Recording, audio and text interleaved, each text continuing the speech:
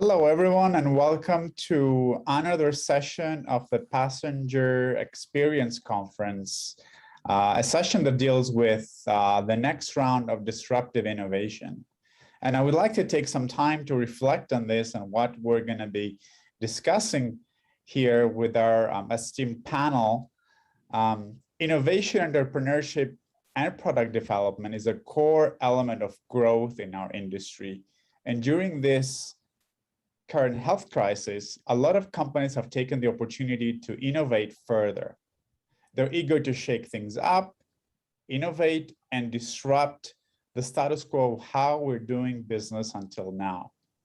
There is a big forcing change on a sector that is often regarded as old-fashioned and out of touch. So we're using basically this crisis as an opportunity to do things better.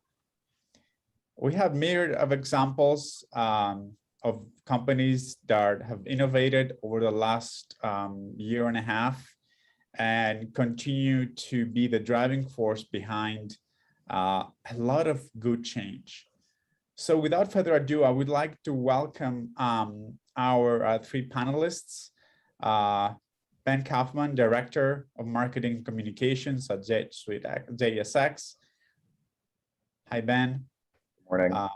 George Land, Commercial Business Development Director at Hybrid Air Vehicles, and Craig Vogel, Professor of Design and President at the Live Well Collaborative. Hi, George, and hi, Craig. Good morning. Thank you so much for being here with us. I'll start with Ben. Please share your insight on all the different types of innovations at JSX, please. Sure. Well, good morning and good day, good afternoon to everyone around the world. And my name is Ben Kaufman. I lead the marketing and communications team for JSX, based out of Dallas, Texas. And for those of you that maybe aren't familiar with JSX or who we are or what we do, we are a public charter operator. And we fly reconfigured jets down to 30 seats on short-haul point-to-point routes throughout the Western and Central United States. Our primary upsell and our primary differentiator is that we fly out of the FBOs, or the private hangars on the other sides of the airports. We do not use the main passenger terminals. So our customers only need to arrive to the airport, to our check-in facilities 20 minutes before their flight, where they are checked in, they go through a non-invasive security screening, and then they help themselves to some coffee or tea, get on the plane and go. So it's a new category of travel that we're pioneering for just over 5 years now, and we like to call it hop-on jet service. And this is really born out of a need to improve the experience, specifically in short and medium haul travel within the United States, because there's a common frustration point of, let's say I'm flying from Dallas to Austin, or Dallas to Houston, or Burbank to Las Vegas for business, or even leisure. You spend more time dealing with the formalities of these crowded airport terminals than you do actually traveling to and from your destination. And that to us felt like an opportunity not just because it's convenient, but an opportunity because we really felt like one thing that we could do that others could not is give people back their most precious asset in droves. And to us, that most precious asset is time. So our customers save as much as 2 hours, if not more, off of every journey they take on these destinations because they only have to arrive 20 minutes before they fly. They are off the airplane and on their way on the other side seconds after landing. There is no line, there is no hassle, there is no crowd. During the COVID-19 pandemic, what we found is that our model actually lends itself quite well by default and almost serendipitously to this idea of social distancing. That's kind of one of the things our model was designed to do. We have business class legroom and pitch on every aircraft. You're flying with a maximum of 29 other people as opposed to 150 or 200 other people at a time.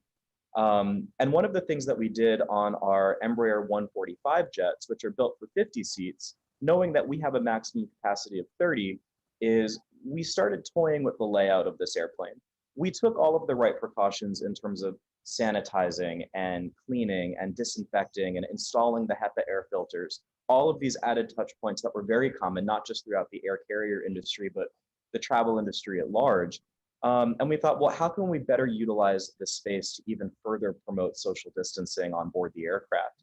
And ultimately, we were able to, without having to realign the flooring of the airplane or change the real bones of the airplane, put into play a new 1-by-1 configuration that increased seat pitch, increased distance between customers, and allowed for an even safer and more exclusive feeling on board the aircraft. And what I would add to that is, when we looked at these different cleaning chemicals and these different options to make sure that our customers are traveling in the safest way possible, what we found is that we were actually one of the only carriers that took the option of independently testing through third-party laboratories the validity of the products that we used on board the airplane to ensure that our customers were safe. It's one thing for us to say it, it's an entirely other thing for us to ensure that we are standing by what we deliver, not just in our marketing and communications messaging, but as our actual brand promise to our customers and our crew members who are out there on the front lines every day. So for us, JSX is one way that the future of travel and the future of innovation has already been disrupted. A lot of times when we look at innovation and we look at disruption, we're focusing on the core travel experience itself once you're on board the aircraft. For us, we said it needs to start earlier than that. What can we do on the ground experience? And that's really where we have found our niche. We have customers that love us with an average NPS score of just around 85 to 90 consistently, which is a record high, not just in the aviation industry, but in any industry that applies NPS measuring and metrics. So we're really proud of the work that we've done so far. And of course, we know that the worst possible thing we can do is stagnate. And we're really looking forward to, and I'm really looking forward to the conversation today to see what's on the cards, not just for us, but for everybody about how we innovate going forward. Wonderful. Thank you so much, Ben, for the introduction to JSX. I'm really looking forward to further discussing when we go into our discussion portion of this session. And next, George Land, please. Hi there. Good day, everybody. I'm George Land, Business Development Director of Hybrid Air Vehicles, a company based in the UK. I'm not going to talk too much about it today, but I want to take some of the themes from our product, Airlander, and look at their impact on the passenger. Airlander is a new type of hybrid aircraft, and I'm going to share a picture of it with you now. Our tech has many applications, but it can be used as a very low or zero carbon means of regional air transport. As we all know, decarbonisation is an absolute imperative for this industry. We happen to have an aircraft that can deliver low or zero carbon air transport. So we and others are talking to airlines now on that subject. We will bring that choice to the passenger. Our aircraft's big inside, big outside, and totally different in the way it can use or not use existing airports. When we look back at past large aircraft, most innovations in passenger comfort have not come to reality for most people because the market was driven towards low cost. New types of aircraft may differ there. I want to leave 3 key messages with you that resonate more widely from our product. Firstly, an airport is no longer an airport. In the future, we see that the term airport will be much more widely defined than it is now. We don't need a runway, and nor do many other innovators. We need less space, and we can land on water. For the passenger, we think this will mean more competition, greater choice, and the opportunity to integrate with other means of transport, such as ferries. Secondly, lower carbon can mean lower cost. Wealthy people will always have access to the newest and the best things. The challenge for all forms of aviation is not just to provide new and easier ways for the super rich to move about, but to get to mass mobility and change that day to day. It's easy to think that going green means paying more for fuel and ticket prices than we pay now. Not so. Technological development and green hydrogen have the potential to maintain regional fares where they are now, or even cut them. The passenger does not have to accept higher and higher ticket prices. That is not how innovation is meant to work. So, what stops you taking all the space you can see in our cabin and putting more seats in, I hear you ask? That's where we pause and recognize that genuinely we are going to see new tech in air transport, which is not driven by existing technical norms. Airlander has a large cabin by default, but we cannot load it up with 200 economy seats. So you end up with a 100-seater with an incredibly spacious cabin. The airlines will charge what they can get for that, but the all-in cost is less than the operation of a regional jet. And thirdly, passenger experience is not just about legroom. The experience for the passenger on board an aircraft often boils down to how much legroom do I have and what bag can I take on board? That's how conditioned we are to the norms of airliners now. These are important questions when you know nothing else can be changed. But here are some other questions. Can I board the aircraft quickly and easily without ducking my head or turning sideways just to get down a narrow aisle? Can I travel with far less noise? Why do I have to sit in a pressurized aircraft at high altitude? Can't I travel by air and open the window up? Can I walk around freely without bulking cabin crew? Can I actually see what I'm flying over through huge windows? Passengers are entitled to challenge existing norms, and we as the industry gears up to bring to market the fruit of the most innovative period I have ever known, we hope that the views of passengers do get heard. Thank you, Stathis. Wonderful. Thank you so much, George. Again, I'm now really looking forward to the discussion we're going to be having. So very exciting. Thank you. And next, Craig Vogel, please. Thank you. Good morning, everybody. It's 9:42 here in Cincinnati, so looking forward to sharing my discussion with you. And let me just get this up full screen. So we're here today. I'm here today because the Live Well Collaborative, working with Boeing, has recently won the Crystal Cabin Award for the education category. And I don't know why this is advancing, but it's part of the fun of.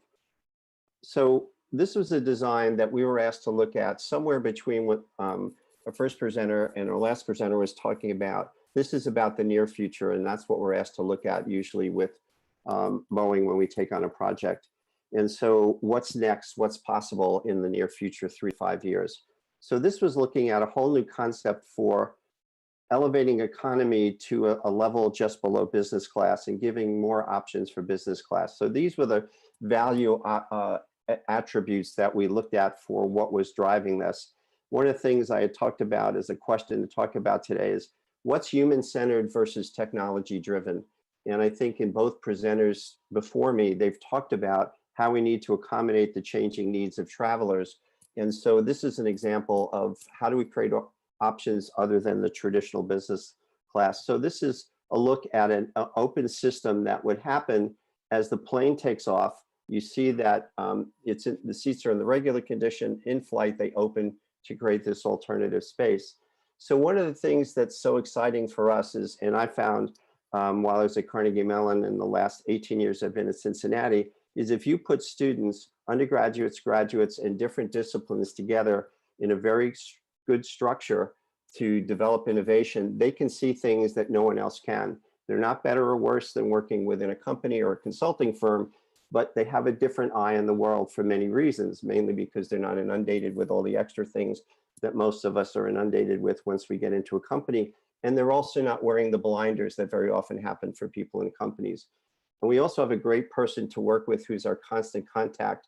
And she was the one that saw the potential and brought this back to Boeing as an idea and said we ought to develop this. And so this is the kind of relationship that I think many people can have with education if they know how to structure it. We also added in the competition, as we were aware of COVID, this new kind of screen that would come up, which would be an additional partition. And so this is a kind of concept that we're able to develop in 15 weeks. And this is the time frame that we work with Boeing and all our other partners at the Live Well with. And so we're able to take a group of students with interaction, with support from Boeing, and transform a concept of what's possible in reconfiguring a cabin and come out with an output like this. And I think it's a testament to the team at Boeing, how our students are capable of taking on a project. And the one thing that was not mentioned, but I know is part of what was going on with the other two companies, we interview a significant number of people before we start looking at an idea. So we're very aware of what it takes to get the insights and understanding the kind of empathic insights that lead to what we think of as, significant change. So when we're working on a project like this, we're doing constant feedback with the company and getting more technical support as the ideas evolve, but we're also testing our ideas all through the project with key people. We talk to flight attendants, we go to Cincinnati Airport, we talk to all the people there. We really get an insight and help the students understand the complexity and the breadth of the problems. So it's exciting for me to have been part of working with Boeing for 10 years, and we were semi-finalists twice with Crystal Cabin, and this project was the one that finally went forward. So here's the kind of range. Again, we ask our students not just to dream without any sense of any kind of reality, but we looked at all of these attributes, and this product concept really fits the kind of capability and potential of what could happen in flight. Other projects that we've done with them, my favorite is going with Boeing, looking at the restroom. We've looked at one of the big issues, which I think is a challenge, is that there are more and more people with physical and cognitive challenges flying today than ever before. And we found out that Delta, for instance, has a whole training session just for spectrum autist travelers, so they can train flight attendants to be aware of the issues of that particular challenge. And more people, Paralympics is a great example of how many more people are getting out and doing things. There's whole travel agencies just dedicated to people with disabilities. So last year we did one just on that as well. So that's the kind of range that we're looking at. So I look forward to being part of the discussion, and that's it for me. Here's some visualization of the early concepts using our virtual reality that we're able to use as we're developing the ideas. So with that, I'll end my talk so we can get into the panel. Perfect, wonderful. Thank you so much, Craig. Some very exciting designs there, and congratulations on the Crystal Cabin Awards and all the work that you do. It looks like this is a wonderful panel to basically brainstorm about what the future may hold and where are we really going with all this. But I would like to throw out a question first to Ben and basically ask him, so from a JSX point of view, how do you align your brand promise and the testing and the different types of testing that you mentioned, and how does this reflect into evolving the passenger experience? Sure. So for us, the important thing, and I think not just for us, but for anybody, is to know the customer, right? It's to really start taking a lean into personalization and to getting to know not just who they are, but where they're going, why are they doing what they're doing. So, when we were looking at different ways about finding the right product to deliver to our customer base, we realized that, JSX stands for Joyful, Simple Experience. At the end of the day, we ask ourselves that question every time before we make any decision. Is it joyful? Is it simple? Is it creating a good experience? And are people arriving happier and better than before they left? If we can't answer yes to any of those questions, then it's as simple as saying we're not going to do it. And our CEO, Alex Wilcox, who has come up through the generations of carriers like Kingfisher, JetBlue, Virgin Atlantic, these customer-driven carriers, he takes that very seriously, and it's something that is in the core mission of each and every one of us crew members at JSX. So for us, it all comes back down to those simple three questions. Is it joyful? Is it simple? And is it creating a better experience for people to ensure that they get to where they're going better than they were before they left? That's great. Thank you so much, Ben. And a short question for George. Um, I thoroughly enjoyed your presentation and the way that um, you basically explored how we challenge the norms. And obviously, you know, the health crisis challenged a lot of norms too, and a lot of things that we used to do kind of changed over the last year and a half. So a big question that keeps coming up in our industry is um, how can we be more sustainable? And I know we've been talking about this for decades, and then you know the pandemic hit, and you know sustainability kind of went out of the window. Uh, Yet there are great opportunities, just like the one you presented. So um, my question basically is, how do we continue to challenge the norms and actually finally have a lot of those ideas to take shape rather than just have them on paper as ideas? I think there's a couple of things that I'd like to say there. I mean, I think for a long time, the industry has tended, for cost and other practical reasons, to try and adopt uniform solutions to everything. So when you look, for example, at airport infrastructure, it's geared around aircraft being in certain dimensions, manufacturers build in those dimensions, and actually whether you are a OEM of a small regional aircraft or an intercontinental aircraft, actually your aircraft are technically very the same. And I think one of the things that the industry will have to do to go green, because we know that there are no silver bullets in this industry. And there are certain parts of the industry which are really going to struggle to go green because of technical barriers. So there is no one size fits all on sustainability. But we've got to do something because fuel prices are going to go up. The passengers are going to walk with their feet and maybe not travel if we don't do something. So I think the key is diversity. I think it is wrong for anyone to say that one technical solution, one innovation, one change can solve the whole problem of fuel burn sustainability.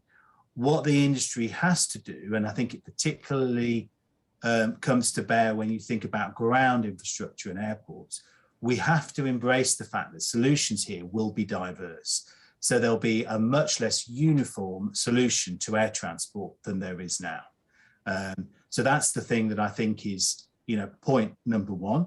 And secondly, and this probably counters, you know, my basic emotions in life, but I've got to say, I think there's a big role for government here, because where it comes to integration of ground infrastructure and trying novelty, government has to sponsor that. Some of these ideas will not work. And there's a place in capitalism for failure, but there's no doubt, especially in the European economy, that governments need to boost things along a little bit and encourage people to try and fail. So I think with those two sentiments, you know, I think we will get more change, we'll get more innovation, and we'll get more ideas like the ones we've just seen being brought forward to the passenger more rapidly. Absolutely. I would actually, I agree very much with this. That also highlights the fact that we need to keep getting together, and, you know, we can't necessarily just continue to work in our silos. So the only way to move forward and actually challenge what's been happening up until now is to come together, work together, synergize, and you know, with the support of the industry and the world governments around us to sort of make things happen. Thanks so much, George. And now moving on to Craig with a question that relates to the open system design that you talked about. So what kind of feedback were you getting from all the constituents that you tested the new design that you presented to us? In other words, what's the whole appreciation of this design from passengers, airports, airlines, aircraft manufacturers?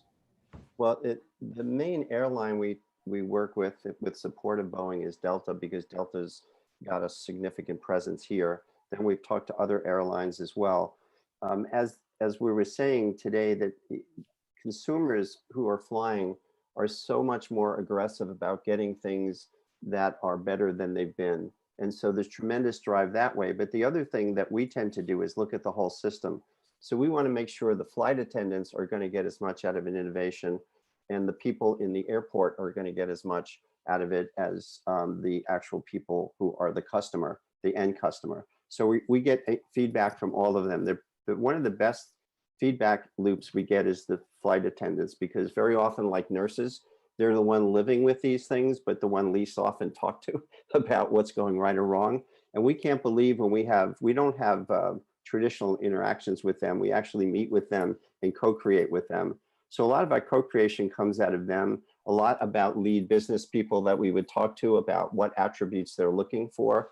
And so as we're developing concepts, we're getting input all the way through, and then we're using additional feedback once we get concepts visualized. And then, as I said, we have good connections with the Boeing team, and our lead person takes ideas back. And when we need technical knowledge to confirm that something's feasible, then we'll go back in the later stages once we have a clear idea and look for feasibility. What was interesting about this idea, and so often is the case, and I think our other two speakers alluded to this, companies that are in a good place very often don't want to push as hard. There's a kind of complacency that happens about moving by inches or feet, or, and so they were looking for other stimulation to kind of jar them out of the kind of situation they're in. So Boeing looks to us to just think more openly. And we did a thing on food. Why is there restaurants now serving an amazing amount of food in a terminal, and when you step on a plane, this little box scissor loads up and brings you probably 1950 level food, if at best. And so what we did is a whole system of how do you optimize the airport as a delivery system so it comes to you. You don't have to buy it and carry it on. It comes to you.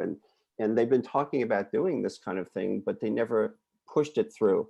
And we showed them a whole system that's not only a better delivery, but also environmentally less impact in terms of what would be left over after food was consumed. So these are the kinds of things that we do. And sometimes they're a little uncomfortable because it's pushing them, but very often we found that Boeing's been very accepting. And because we're dealing with the innovation lead person at Boeing, that's her job. So we're actually enabling her to bring back more dynamic thinking to kind of drive innovation in the company. So it's one of those things where you get in one of these situations where you find the right capability where we can do for them what they don't have internally. So that's how it works. And it's just been a 10-year relationship that is a wonderful integrated system of beginning ideas, evolving ideas, and we call it co-design. Our students co-design with everybody in the system so that we're not dropping ideas and seeing if it works. We're constantly evolving with people. So that's how the system evolves in every project we do. Wonderful. Thank you so much, Craig. And I really like, where we're going with this discussion, because we're really highlighting relationships, and we're highlighting, ways we communicate with humans, whether it's crew, whether it's an airframe manufacturer engineer, whether it's, an executive from an airline company.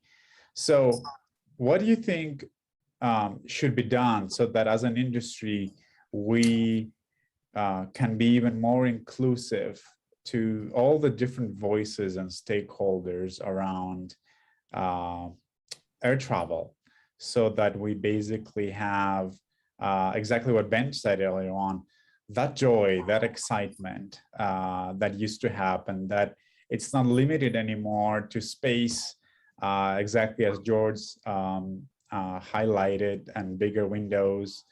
And then finally, Craig, using, new thinkers, such as students, to be able to embrace and envision what flying would be like in the future. This is an open question for all three of you. So,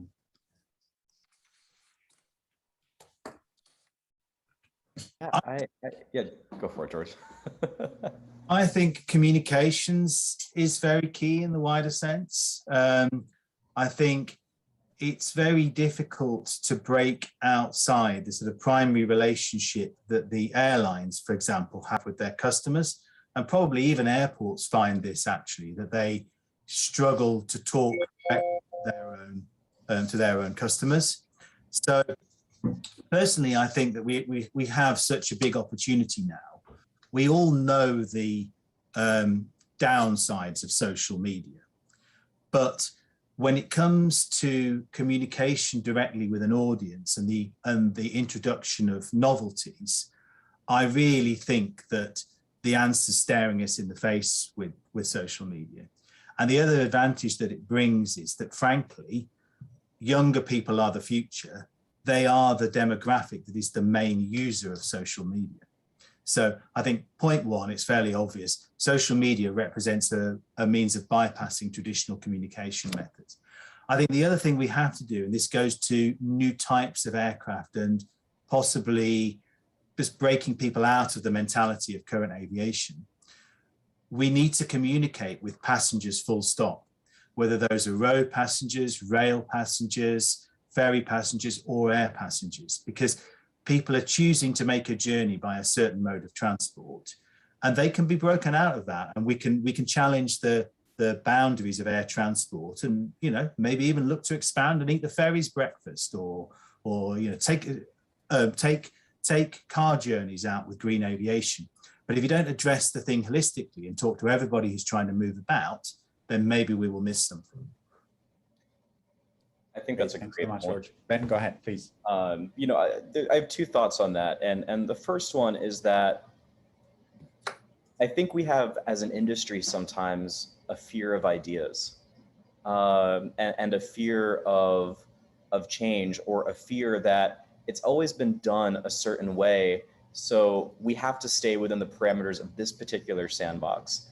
And I think what we all have in common on this group is that we can say, that's not the case. There are plenty of other things that we can do, and we can create a completely new sandbox. But there's obviously significant barriers to entry to be able to do that. You need capital, you need people, you need the support of government. You need a lot of different things to be able to do that. There is a lot of red tape to embracing a culture of ideas. But I think that is the most important thing. And some of that comes with a bit of a paradigm shift, I think, as well, because when we talk about practicality, there seems to be this idea that we have to decide straight away whether something is practical or not. And I believe that that's limiting. And one example that I would say is, I had the honor of working at JetBlue for 6.5 years. And one of the tasks that I got to work on was the creation of Mint, which is JetBlue's front of cabin offering. And this was the very early days of this product. What are we going to do? What are we going to make? How are we going to make it? And there was an actual idea that was floated around about beanbag chairs. And when you really started thinking about, all right, well, why is a beanbag chair comfortable? Why is it not comfortable, right? Some of these actual considerations about the seat that ultimately was designed and put into practice came from takeaways about something as silly as a beanbag chair, right? So it may sound trite to say that there's no such thing as a stupid idea, but there really is not, in that it's about concepts, it's about theories. And, I think at JSX, and for myself personally, we hear a lot about, a return to the golden age of flying, a return to something about the way that things were. And what we're saying is, no, we would prefer to leave that in the past. What's going to happen now is going to be better than the golden age of flying. And that's the kind of forward-looking innovation approach that we want to take and be a part of.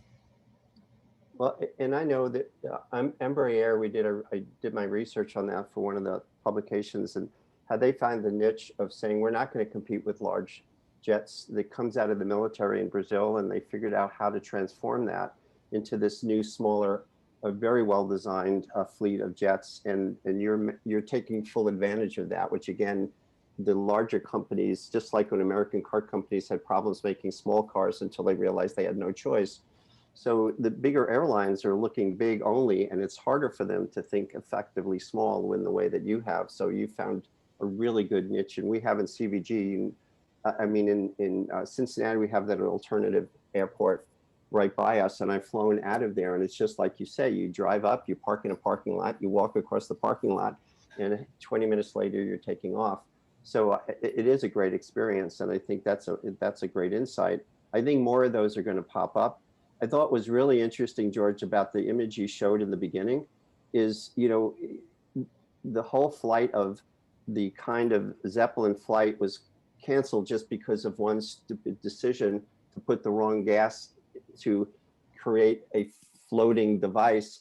And so it took what, almost 100 years to come back with an alternative for passenger flight, which you seem to have done. And I just could not believe the images of that little cabin below the volume above it. It's a throwback to me with a new interpretation. And the wonderful lounge there looks like just like the images from those early flights where the lounge and those were very similar for the 30s. So it's, to me, going backwards to go forwards is also something we don't do well. And I think seeing the value of something that might have been stopped for the wrong reason and reinterpreting it, I think is something that I'm teaching students to do now. And so I think we need to do more of that as well. So I was very impressed with that. The big thing that I see is the FAA in the United States is a completely out of date construct, but it's there for a reason. It's there to prevent, if you have an accident in flight, nobody survives, or hardly anybody, unless you're the one captain who figures out how to land in the Hudson. But the main problem is that kind of pressure has slowed down innovation because people are afraid to take a risk that might do something. Well, Boeing did, and you saw the consequences of that with their software. But it's, when we started, flight attendants were still using phones to call the captain, right? Can you imagine anything more antiquated to have to use a phone on a wall as one example of how behind flight is in the United States? China is going to do things in the next decade because they don't have those restrictions and they can pivot so quickly. And then in the continent of Africa, as countries are coming up, flight is going to increase there in several different countries. So we're looking at places where innovation can occur faster. And the challenge is for the rest of the world to keep up with countries that have better opportunities to innovate for various reasons. So I think that should inspire us to figure out how to overcome some of the challenges we have. So I think part of that is governmental, part of it is companies willing to take risks, but I feel like many of our companies are like Henry Ford was in 1927 with the Model T, until GM came out with market segmentation and literally stopped the Model T dead. We're at a point where I think certain jets are going to stop dead because they're just going to be replaced and companies just refuse to see it coming. So I think these are the various scale challenges that we're looking at, internal in companies to external to government systems that are in different states of health to drive innovation. So, and if I could add one other thought there too, and I think that's all true. And one thing that George said about social media, I think, is also completely correct in that it is this tool that's right in front of us. Right. And with that, though, comes an enormous amount of social pressure. People are telling us loud and clear what they want and what they expect. And, you know, there was a survey that was done for leisure travelers about a year and a half ago by booking.com. So one of the behemoths of the industry. And they have found, and this is a trend that continues to grow, about 65 to 70% of customers in that survey expect that when they make a booking decision with a travel company, that there is an element of impact. And that could be something as small as carbon offset, something as small as the hotel saying, we're not going to change your towels every day, but they're starting to look for more. And one of the things that I think we're going to struggle with as an industry is acknowledging that that social pressure exists, but figuring out not just how to pay for it, but how to democratize it in a way that makes it accessible. If we look at something like biofuel right now, it is something that a lot of us could do, but it is prohibitively expensive. There is no way to put that into practice right now without passing on a significant amount of cost to the customer. Mm-hmm. So there is a disconnect right now between the social pressure and the willingness to pay. And that's something that I think we need to figure out how to tackle as well. Yeah, I think a goal would be, can we get Greta back on a plane? So absolutely, that little 18-year-old that's standing up in front of business, country leadership, and really represents to me the goal we all should be striving for. And she's pretty articulate about it. So, yeah. I think it's clear that people can be led. I mean, I think, and people change their perception of what they enjoy and what they want. I mean, just to give an example that I cite, when I was growing up as a child in the 1980s, I remember seeing a news report that people in Germany had to separate their rubbish out so it could be recycled.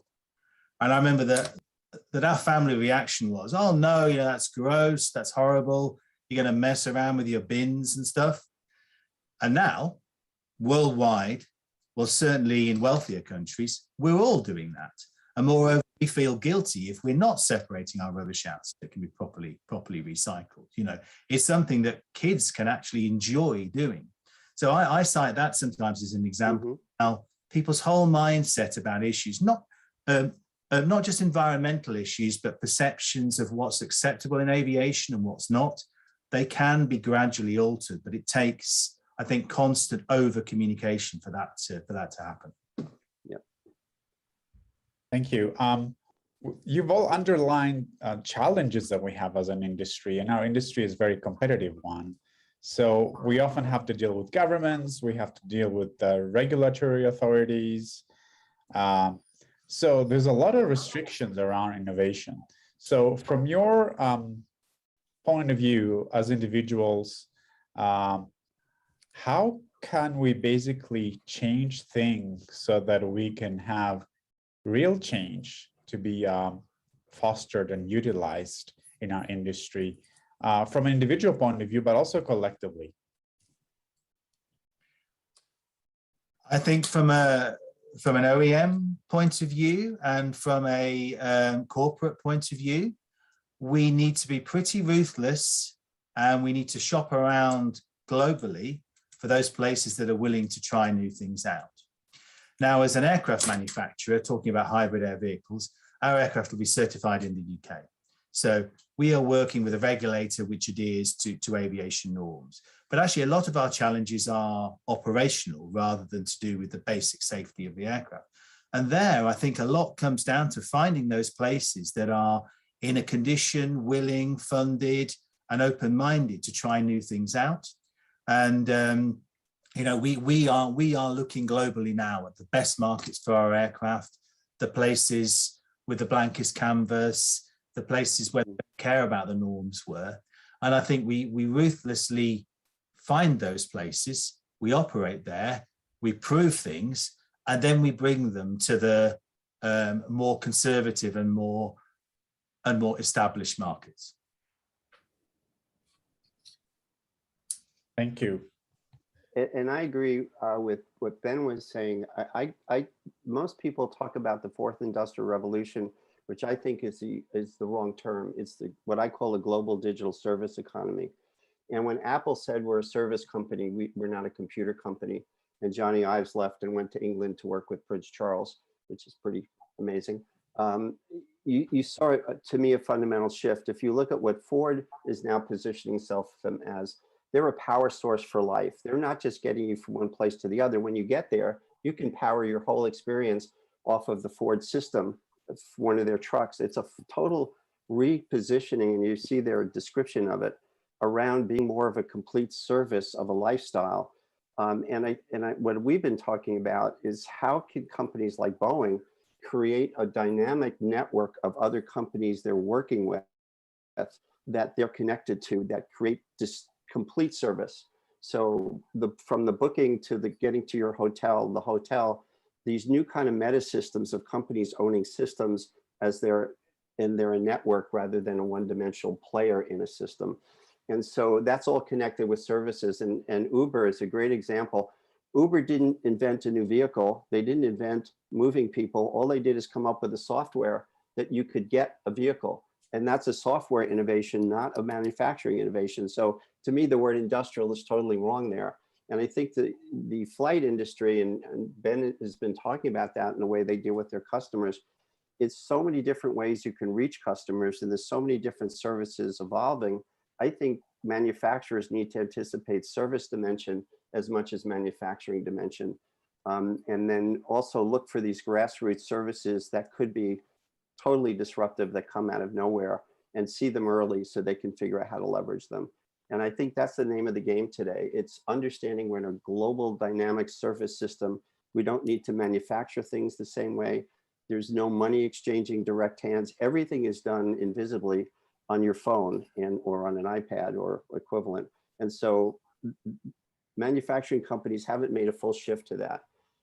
So I think that's, to me, one of the biggest shifts mindset shifts that people have to do. And it looks like Ford is doing that very well. And Apple just made more money on their services than they did in any other division of their company last year. So that's a pretty big indicator of where we are.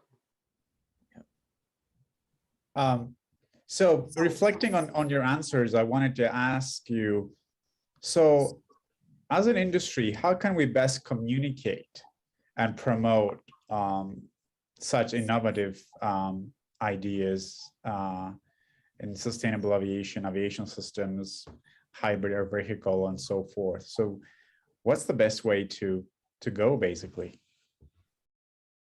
This is a tough one, I think, because as we progress further into the digital age, the ability to share information is both as open as it's ever been and also rapidly closing. You have 30 to 40% of people choosing not to share data, who maybe have mistrust about where that data is going or what's being done with it, right? So a lot of the ways in which companies can embrace new technological solutions to get this right kind of information and get the conversation moving in front of people doesn't reach everybody. A significant piece of it goes into a black hole. And so I think one thing that we can do, and that we continue to do, is to really continue to put pressure on the media across different kinds of media and reporting spectrum to be an active part of that conversation.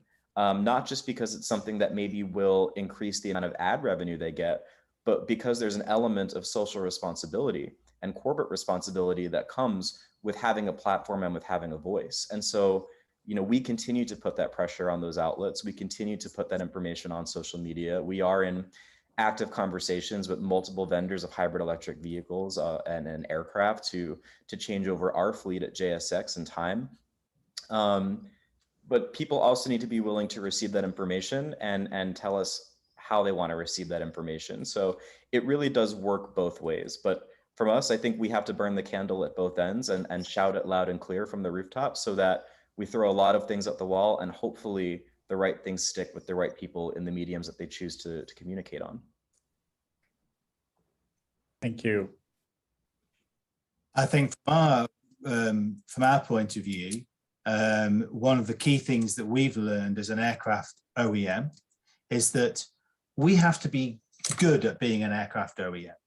So there's a limit to the extent that we can be a service company, or, you know, when you walk into our building, the truth is you see a lot of aircraft engineers, and why wouldn't you? Because we're an aircraft OEM and that's what we do. But the key thing, I think, when it comes to communication is that partnerships are very important when you have a new product or a new service. So we're actively partnering with leasing businesses, with ground infrastructure businesses, with airlines who are interested in trialing our product, and that gives you much greater communications reach to a different audience, and maybe an audience which is interested or skeptical in a different aspect of the operation of your product. So I think realizing that and not trying to do everything internally, but reaching out to other companies that can be your future suppliers or partners and getting them involved in communicating the message about your product, I think is really key.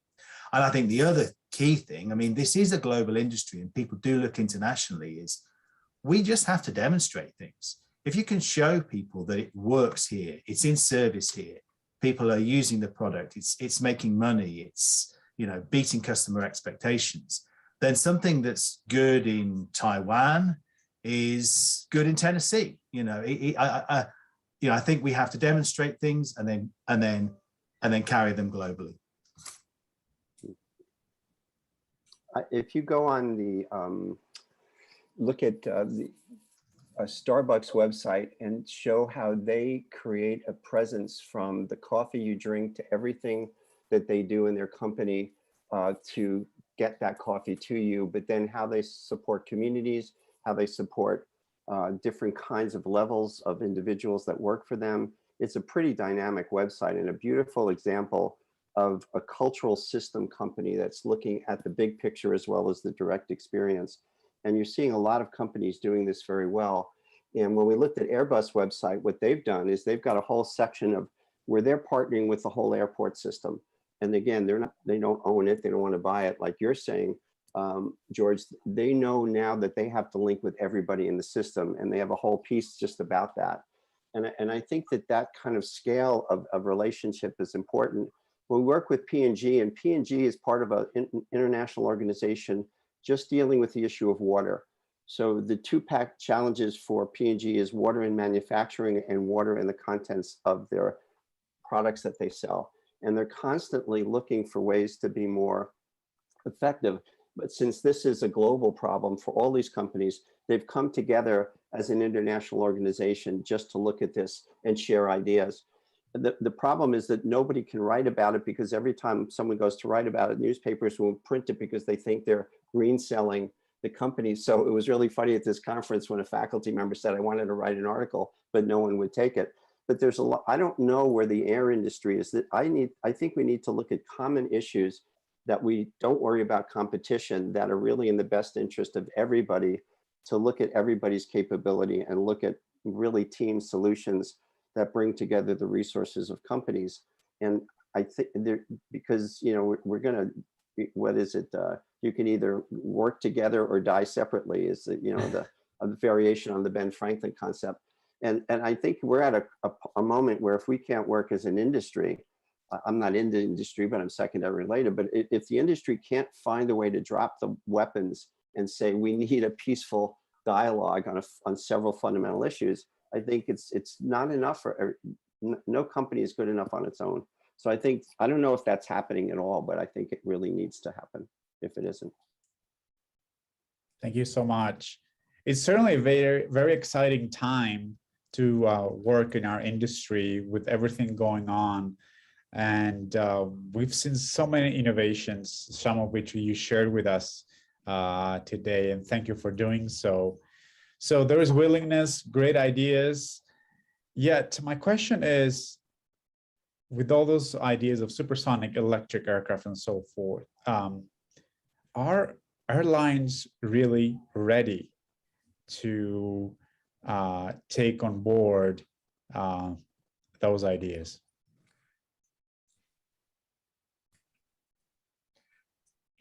They're a mixed. Sorry, go ahead, George. They are a complete mixed bag. And and this is our experience in HAV.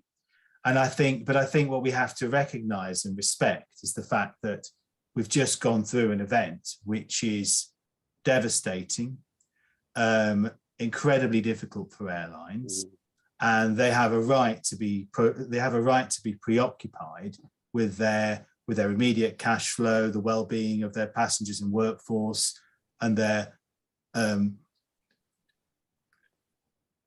survival. But I think, I mean, our experience is they're all getting there with novelty. The larger airlines have often set up dedicated innovation teams, which are designed to drive out innovation into the rest of the company. The smaller ones sometimes have very innovative CEOs who are pushing, but there are some who are at the other end of the spectrum who are just not there yet. But I think, you know, personally speaking, I think we have to respect that. But there is currently, in my opinion, a huge spectrum of willingness to embrace change in the airline sector. Yeah, I would agree. I think, you know, I can speak for JSX in that we are ready, because for us it's the best of a lot of different worlds, and I think ultimately this will be the case for most carriers. But this is a win with customers. This is a win with cost. This is a win with corporate responsibility. This is a win with efficiency.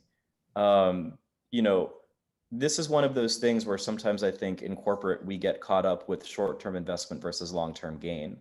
But when we play the long game on these kinds of investments into sustainable solutions and technological forward solutions that are coming, there's only benefit for us in the long run. And ultimately, if we say, you know what, it really comes down to the money, and it doesn't, but let's just say that for a moment.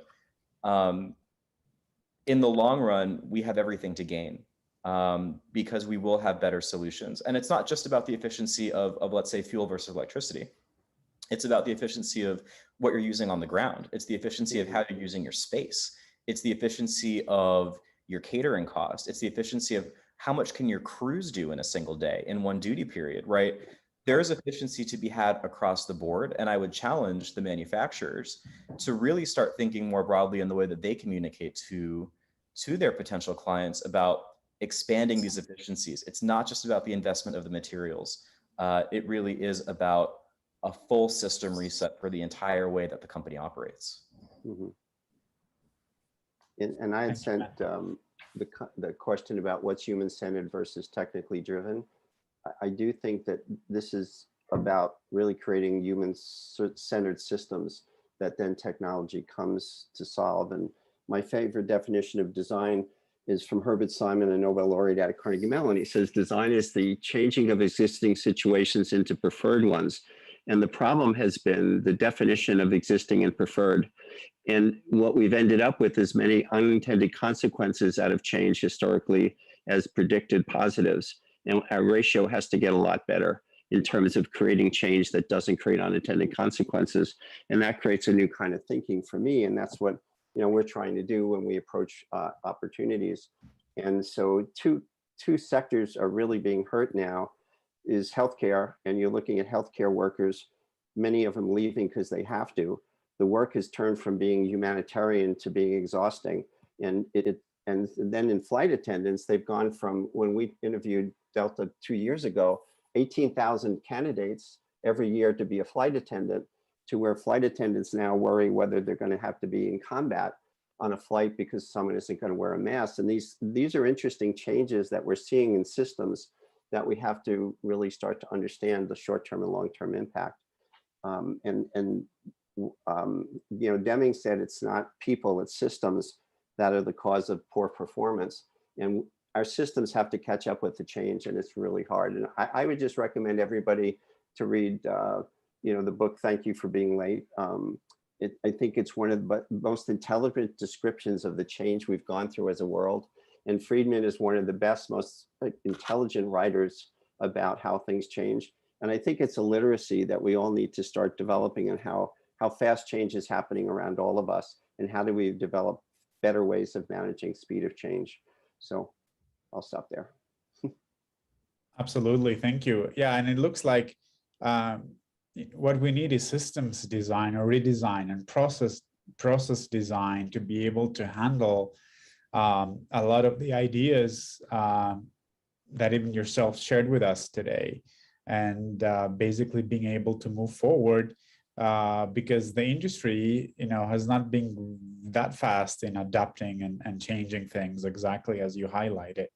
So I'm really looking forward to a lot of the innovations taking shape and form and seeing them on board current aircraft and new aircraft. And I wanted to sort of, give you a little bit of time to see if you have any final thoughts on the subject of innovation entrepreneurship in our industry before wrapping up. Any final thoughts? I think we need to ask passengers what they want, but we also need to show them a little bit what we have, because this is a technically driven industry. And I think sometimes, unless people know what's now possible, it's difficult for them to conceive of what they personally might want and how they might use the products. So there's definitely a process of educating people as to new possibilities and showing them new things, rather than just relying on people saying, on the basis of what they know now, what they want in the future. Thank you, George. For us, one of the things that we're very cognizant of is the decline in children and young adults going into the field of STEM. And so we focus heavily on trying to boost resources and opportunities in STEM so that we can get people into these engineering jobs, into these critical thinking jobs, into the jobs that, we can sit here and talk about it, of what's going to happen in the future, right? But there is a generation coming up and future generations coming up that will be able to take the reins and run with it. So I would just encourage not everyone to just be a part of the conversation, but to think about how do we further the conversation and ensure that the baton continues to get passed towards innovation, and to really invest within your companies in STEM to ensure that future generations have the ability to be a part of the conversation and come up with new ideas. And I would just add an A to STEM, which we call STEAM, which some people call the arts, I call aesthetics, but I call it the human dimension as well. And my whole career has been understanding how to create integrated interdisciplinary teams and make them effective. So often companies create teams, but they don't have the structure to enable them to be effective. And both at Carnegie Mellon and at the University of Cincinnati, all my work is learning how, both with organizations and with education, to educate people to work effectively, because the structure alone doesn't solve a problem. It's the way you empower it and support it. So I would say that, along with different emerging fields that have to have more people in them, it's putting people together effectively across many functions. Perfect. Thank you so much. And with this, we're concluding our session on the next round of disruptive innovation. And I would really like to thank Ben Kaufman from JSX, George Land from Hybrid Air Vehicles, and Craig Vogel, Professor of Design, President of LiveWell Collaborative, as well as the entire team of the Passenger Experience Conference for another great event this year. I think we do all anticipate getting together soon, and next year being back face to face. At the same time, I'd like to say that this session, along with all other sessions, will be available to stream after the event. And thank you so much for making this another exciting event, another exciting year. Thank you all very much. And I'm looking forward to continuing the discussion with each one of you on an individual basis. Thank you all so much. And thanks for having me. I really appreciate it. I learned a lot today. Thank you. Thanks.